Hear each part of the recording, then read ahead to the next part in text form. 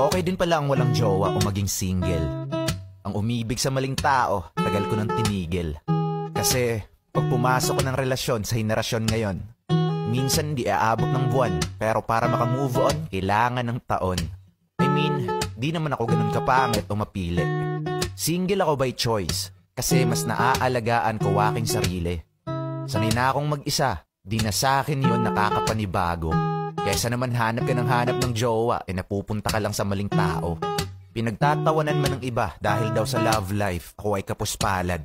Pwes mali sila dahil pinapasaya ako ng aking Maria Palad. Tapos na ako sa pelikula, na kada gabi iyak at puro drama. May jowa man o wala, aminado akong ako ay masaya. Bonus na lang kung may darating man na tao na mas lalo sa aking makakapagpasaya. Cause if you like the way you look that much, oh baby, you should go and love yourself.